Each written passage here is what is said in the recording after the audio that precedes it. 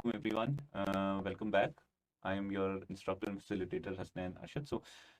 Today we are going to go through a brief introduction to criminology. What is criminology? How to understand basic concepts of it. What are the basic ideas, definitions of these? So, inshallah, it is going to be definitely interesting one. Okay, criminology, study of crime and criminals. I think बहुत ही आसान। एक चीज़ आप लोगों ने note की होगी कि बहुत दफ़ा बहुत ज़्यादा डेप्थ में चले जाते हैं जी कि क्रिमिन वर्ड से निकला है और इसका मतलब क्या होता है और लोगोस का मतलब क्या होता है, इसकी टाइमोलॉजी क्या है। I think it is okay if you know it, but at the same time sometimes it's just for the sake of intimidation of the aspirant or whosoever wants to learn it. So it's very important that we keep the thing simple and only delve into those details which are required. So nobody is interested in your exact cramming or memorization of where does this word come from. So it's important that you know what criminology is. You are able to define it, that it's the study of crime and criminals. And that's it. And yes we are also interested in its definition. ऐसी बात नहीं है कि हमें definition का नहीं पता होना चाहिए या बिल्कुल ही हम अब फ्री फॉल में हैं कि जैसे दिल करे हम करें। एट द सेम टाइम हर चीज़ को बहुत ज़्यादा मेमोराइज करके रट्टा मारने की भी हमें ज़रूरत नहीं है।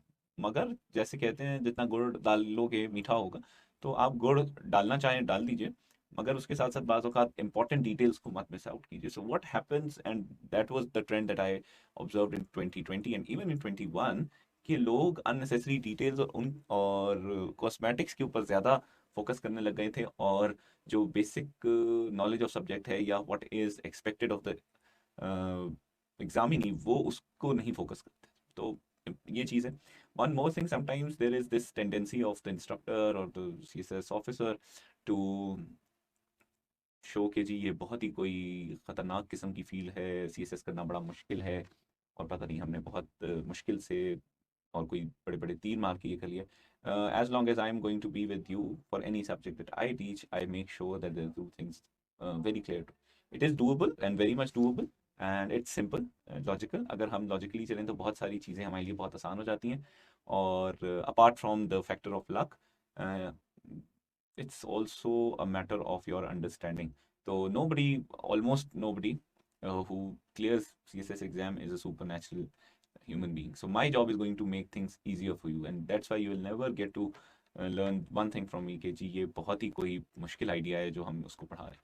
So ये दो चीज़ें, one it's doable, and second, you have to focus more on your understanding rather than cosmetics. I only used to have a marker and a ballpoint, and I attempted all my questions and answers with that. Very less cosmeticism. So focus on your content. You are definitely going to score well. And एक बात याद रखें, don't try to deceive or play with the examiner. Examiner sitting there is a sensible, rational person. He means business. और आप उसको चक्कर देने की कोशिश मत करें। ओके जी, this term was coined by Rafael Garofalo. तो अभी हमने हल्की सी सीरियस भी बात की, थोड़ी सी रिलीविंग भी बात की, लेकिन let's get back to work. तो रफाएल ग्रुफेलो ने इस टर्म को कॉइन किया। Of what importance is this point, may be it can come in your objectives और एमसीक्यूज। अब एडविन सदरलैंड, जो कि बहुत ही एक इन्फ्लुएंशियल क्रिमिनोलॉजिस्ट हैं, और एक तरह से उन्होंने क्रिमिनोलॉजिकल साइंसेस के अंदर बहुत कंट्रीब्यूट किया, यानी इसको एक साइंटिफिक इंटीग्रेटेड फील्ड बनाने में उनका एक पायनियरिंग रोल है। वो इस सब्जेक्ट को कैसे डिफाइन करते हैं? He says criminology is the body of knowledge regarding crime as a social phenomenon. Always remember, आप याद रखिएगा, हमने जो पिछली दफ़ा भी अपनी बात की, बेसिक 2 से 3 टेनेट्स जो हैं सब्जेक्ट के, और या पिलर्स आई वुड से, उनको आपने हमेशा इंटैक्ट रखना है। उनमें से बेसिक मोस्ट फंडामेंटल पिलर है that criminology deals with crime as a social phenomenon. There can be several other interpretations. There can be biological, and there can be metaphysical, there can be psychological. However, in criminology primarily हम जिस चीज़ में interested हैं वो है it being a social phenomenon, कि माशरे में, समाज में, लोगों के interactions में, लोगों की सॉरी एक्टिविटीज़ में क्राइम का क्या रोल होता है। इसके स्कोप में क्या क्या शामिल है? The processes of making laws, breaking laws, and of reacting towards the breaking of law. यानी लॉज बनते कैसे हैं वो शामिल है, फिर लॉज टूटते कैसे हैं और क्यों टूटते हैं, उनके पीछे क्या फैक्टर्स प्ले कर रहे होते हैं। Thirdly, since laws being broken is not a good thing, we don't like it as a society, तो उसको रिएक्ट कैसे करती है, उसके अगेंस्ट सोसाइटी रिएक्ट कैसे करती है। यानी it is about crime, breaking of law, crime हो गया, reacting towards breaking of law, prevention of crime हो गया, and processes, prevention and reduction of crime हो गया, और तीसरी चीज हो गई processes of making law, again prevention of crime या preemptive reaction to crime. The objective of criminology is the development of a body of general and verified principles. ये एक चीज अहम है। इसका जो ऑब्जेक्टिव है ना वो ये है कि आपने सिर्फ इन चीजों को स्टडी नहीं करना। हर साइंस, हर एक स्कॉलरली परसूट, उसका अल्टीमेट ऑब्जेक्टिव क्या होता है कि कुछ सेट ऑफ पैटर्न्स हम डेवलप करें, हम कुछ चीज़ों के ऊपर गौर करें, हम ये देखें कि क्या कोई स्टैब्लिश पैटर्न्स इसमें से नजर आ रहे हैं, क्या उनके अंदर किसी किस्म के कोई ट्रेंड है, अगर ट्रेंड है तो हम उस ट्रेंड पे को कैसे उस पे बिल्ड कर सकते हैं, उसको अपनी यूटिलिटेरियन पर्पस के लिए, अपने फायदे के लिए, सोसाइटी के भले के लिए कैसे। तो general and verified principles and other types of knowledge regarding the process of law, crime and treatment.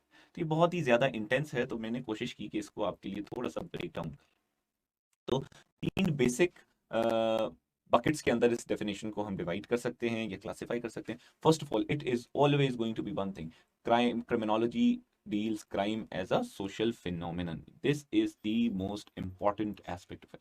You always have to remember that. उसके बाद कुछ प्रोसेसेस के बारे में ये बात करता है। कौन से प्रोसेसेस हैं? Law making, law breaking and the reaction to the breaking of those.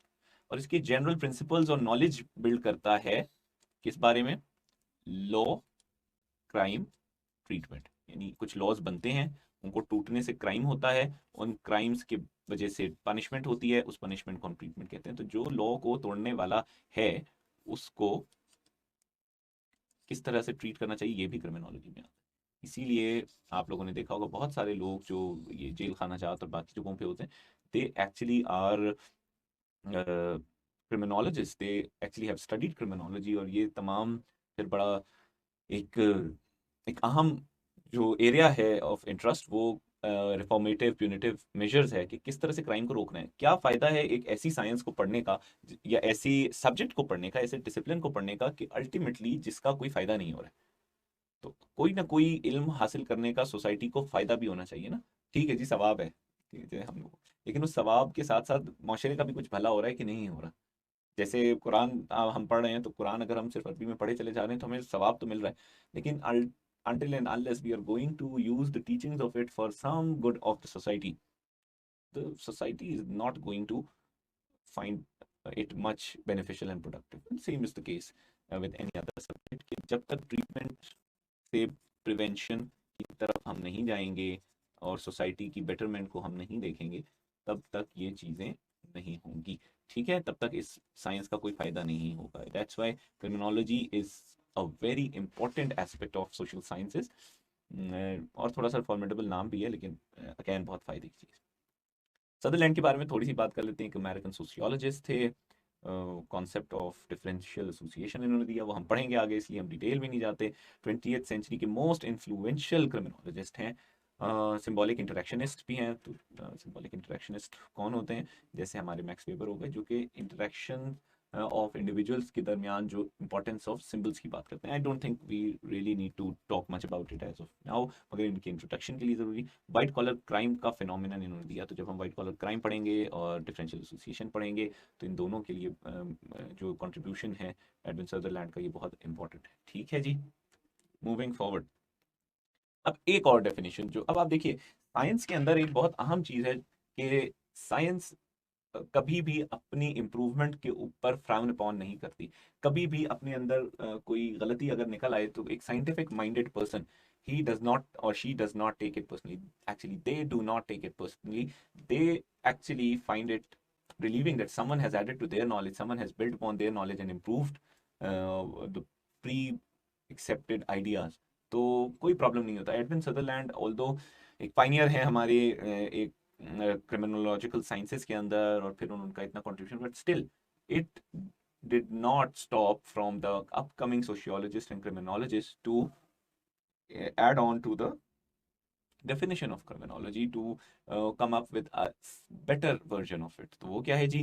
It is an integrated and multidisciplinary study. Integrated है, इंटीग्रेटेड यानी मुख्तलिफ डिसिप्लिन्स की इंटीग्रेशन से है। ठीक है, वो हम अभी अपने एक और मॉड्यूल में पढ़ेंगे।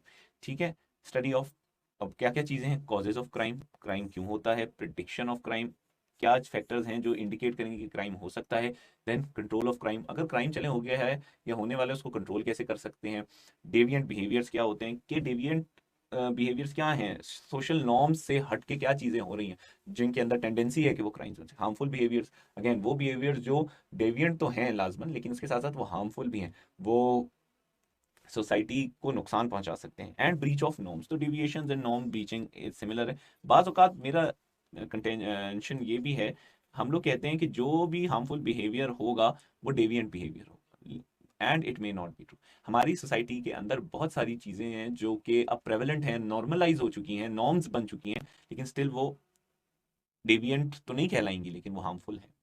जैसे हमारे यहाँ एक रिलीजियोसिटी का कॉन्सेप्ट बहुत ज़्यादा आ गया, लोग अपने तकवे पे, अपनी नमाज रोज़े पे बहुत बात करते हैं और शो ऑफ भी बात औक़ात करते हैं। अब ये एक हमारी सोसाइटी की नॉर्म बन गई है कि हर किसी ने मुत्तकी दिख, मगर इट्स अ हार्मफुल नॉर्म, ये बिगेट्री को प्रमोट कर रही है।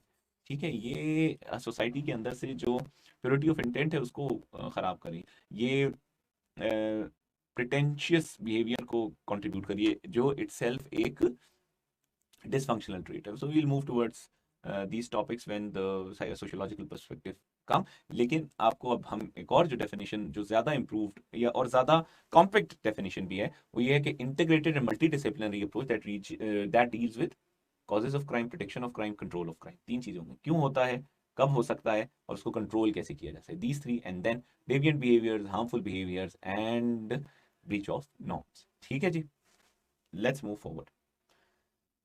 अब हम क्रिमिनोलॉजी में किन चीज़ों के ऊपर फोकस कर रहे होते हैं, क्योंकि अब हमें एक ओवर आर्चिंग डेफिनेशन तो पता चल गई है, लेकिन उसके अलावा अब इसमें क्या क्या एरियाज हैं या मेन एरियाज क्या हैं इस सब्जेक्ट के, तो उसमें फ्रीक्वेंसी ऑफ क्राइम, क्राइम क्यों हो रहा है, कहाँ हो रहा है, किसी जगहों पे ज़्यादा क्यों हो रहा है, कब कब हो रहा है, ये सबसे आसान एग्जाम्पल क्या है कि जब वो एक थाना है वो मेंटेन रख रहा होता है, एक लॉग मेंटेन रख रहा होता है हर क्राइम की कैटेगरी का, सेक्सुअल क्राइम्स कितने हो रहे हैं, दिन में कितने आए, चोरी के कितने हुए, डाके के कितने हुए, हेट स्पीच के कितने हुए, तो वो फ्रीक्वेंसी ज़रूरी होती है। Frequency is important for trend generation as well as prediction. ठीक है, पहले ट्रेंड बनता है, फिर ट्रेंड से आप प्रिडिक्शन करते हैं, और उसके साथ साथ बाज़ औक़ात हम क्राइम रेजोल्यूशन जो होती है या फिर सॉल्विंग अ क्राइम जो है उसकी तरफ भी जाते हैं फ्रीक्वेंसी को।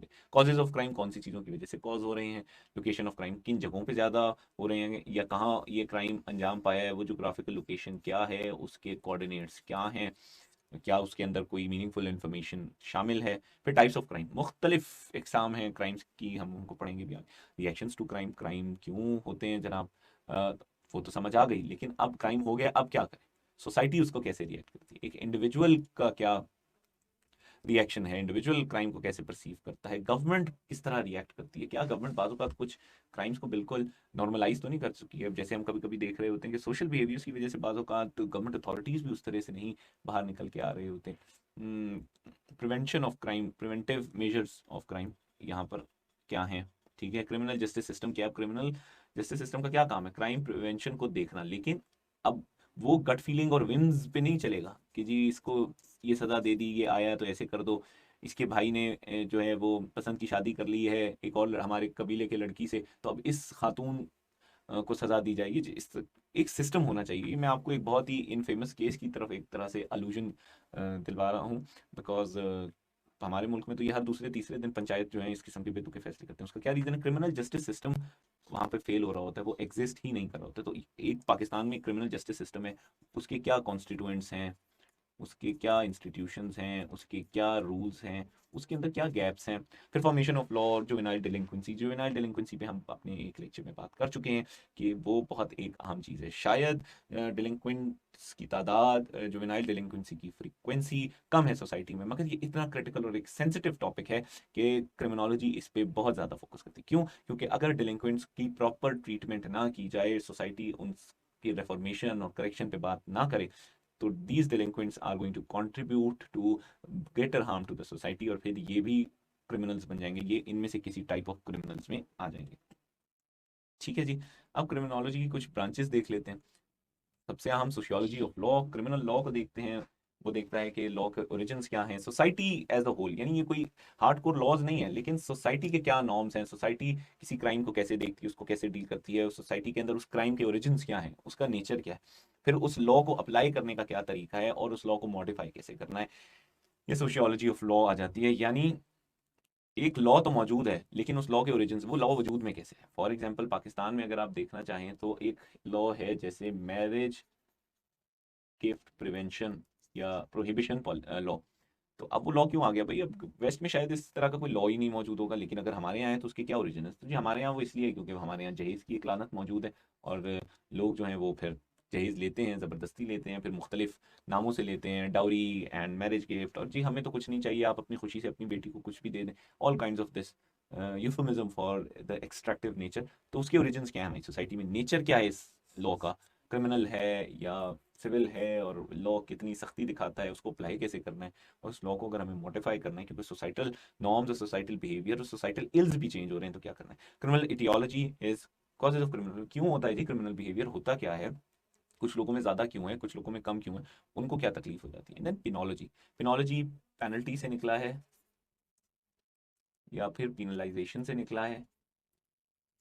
तो इसका मतलब क्या है, सजाएं कैसे दी जाती है, क्रिमिनल्स को पकड़ा कैसे जाए, यानी उनके अरेस्ट प्रोसीजर्स क्या हैं, अभी हम अरेस्ट गाइडलाइंस पे आएंगे, ठीक है। उनको ट्रीट कैसे किया जाए, और उनको ट्रीट करने का मकासद क्या है, क्या बस उनकी कुट लगानी है, उनको सिर्फ फेंटा चाड़ना है, या उसके पीछे कोई पर्पस भी है, कोई यूटिलिटेरियन अप्रोच भी है, जनाब ये सिर्फ और सिर्फ रेट्रीब्यूटिव है कि बस तुमने ये किया है, ये गलत है, तो मैं अब तुम्हें नहीं छोड़ूंगा।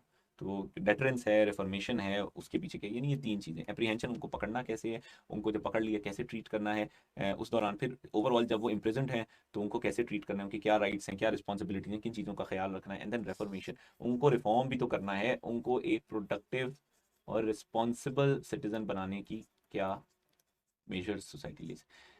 I hope you won't forget, you would not have forget by now, Balki. Before I say thank you, I will again make you uh, refocus your attention about one thing, which are the basic pillars of this criminology, और while attempting the subject of criminology क्या चीज़ें आपको जहन में होते हैं ना, कुछ बेसिक प्रिंसिपल्स, कुछ अरकाने इस्लाम जैसे हैं, उसी तरह इस अकीदा जो है कि क्रिमिनोलॉजी एक अच्छी साइंस, इसके पीछे क्या दो तीन चीज़ें। तो जैसे पिलर्स की हमने बात की, तो क्रिमिनोलॉजी के अरकान क्या हैं, I would say three. One, it is a sociological science, ये sociological phenomenon, crime as sociological phenomenon. Second, कि ये एम्पिरिकल है, यानी ये एविडेंस बेस्ड है, ये गट फीलिंग्स और फिलोसफी और जादू टोना और मेटाफिजिक्स को नहीं डील करते। दूसरी चीज़, और तीसरी चीज़ है, इसका बेसिक पर्पस सोसाइटी के अंदर बेहतरी लाना है, क्राइम को रिड्यूस करना और क्रिमिनल्स को रिफॉर्म करना है। So these are the three basic tenets in my opinion. So we are going to meet again sometime. So thank you very much. I hope you were able to learn something good. Thank you.